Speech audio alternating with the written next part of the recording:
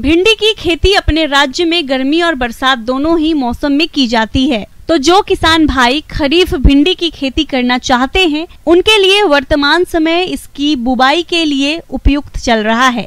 लेकिन इसकी खेती से अधिक पैदावार तभी प्राप्त कर सकते हैं जब वे इसकी उन्नत किस्मों का चयन कर खेत की तैयारी से लेकर बुवाई तक के सभी कार्यों को वैज्ञानिक तरीके से करें। तो इस बारे में अधिक जानकारी के लिए मिलते हैं कृषि वैज्ञानिक डॉक्टर मृगेंद्र सिंह से। बरसात का समय आ गया है, बरसात शुरू होने वाली है, कहीं कहीं मानसून आ भी चुका है और सब्जी की खेती करने वाले किसान भाई इस चीज़ का ध्यान रखें कि ये समय खेती के लिए सबसे उपयुक्त है। ख़ास तौर से अगर हम भिंडी की बात करें तो भिंडी अपने पूरे मध्य प्रदेश, उत्तर प्रदेश, बिहार और हर जगह ये काफ़ी प्रचुर मात्रा में उगाई जाती है। अगर भिंडी की खेती में कुछ थोड़ी सी चीज़ों का ध्यान रखा जाए तो हमें अच्छा उत्पादन मिलता है और अच्छा लाभ प्राप्त किया जा सकता है। सबसे पहले तो खेत की तैयारी की बात करें तो खेत इसके लिए अम्लीय नहीं होना चाहिए, न्यूट्रल होना चाहिए। 7 से 7.8 pH मान के हो तो खेत उपयुक्त है। सबसे पहले हमें ये भी ध्यान देना होगा कि खेत में पानी नहीं भरना चाहिए, वाटर लॉगिंग नहीं होना चाहिए, अन्यथा सड़न हो सकती है। तो खेत की अच्छी 2-3 बार जुताई करके पाटा लगा के उसको समतल कर लें। खेती की तैयारी के समय एक जुताई मिट्टी पलटने वाले हल से और 2 जुताइयां देसी हल या कल्टीवेटर से करके पाटा लगाकर खेत को भुरभुरा व समतल कर लेना चाहिए। अब बात आती है खाद और उर्वरक प्रबंधन की।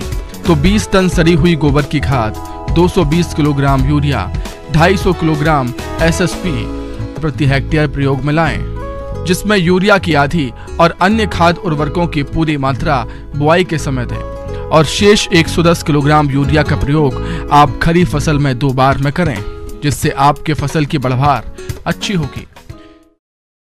जब हमें इसको लगाना हो तो सबसे पहले हमें किस्म का चयन करना बहुत महत्वपूर्ण है। इसमें अर्का अभय, अर्का अनामिका, परभनी क्रांति, वर्षा उपहार, VRO6 और बहुत सारी किस्में हैं। और संकर किस्मों में जहाँ कहीं से भी आप ये बीज प्रयोग करें तो सबसे पहले आप इस चीज़ को ज़रूर ध्यान में रखें कि ये एलोवेन मोज़ेक रेजिस्टेंट वैरायटी होनी चाहिए। अब जैसा कि आपको पता है कि भिंडी की खेती गर्मी में भी होती है और बरसात में भी होती है। तो हमें बरसात में चूँकि पौधे बड़े बनते हैं, इसलिए बीज की मात्रा हमको कम रखनी चाहिए। ये सामान्य रूप से 8 से 10 किलो प्रति हेक्टेयर के हिसाब से रहता है और अगर आप हाइब्रिड लगा रहे हैं, संकर लगा रहे हैं तो 5 किलोग्राम पर्याप्त है। हम जब कभी इसको लगाएं तो हम निश्चित रूप से इसमें कार्बेंडाजिम और मैंकोजेब से इसका सीड ट्रीटमेंट करें 3 ग्राम प्रति किलो के हिसाब से। साथ में इंसेक्टिसाइड से भी हम बीजोपचार करना आवश्यक है।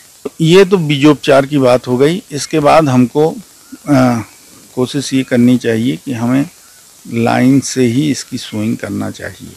दूरी सामान्य रूप से 1.5 फीट करीब रो टू रो और 25 से 30 सेंटीमीटर हम प्लांट टू प्लांट इसका डिस्टेंस रखते हैं।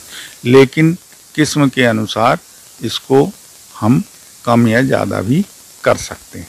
निदाई गुड़ाई और खरपतवार नियंत्रण में कोशिश ये करनी चाहिए कि अनावश्यक जो खरपतवार हैं वो खेत में ना हो।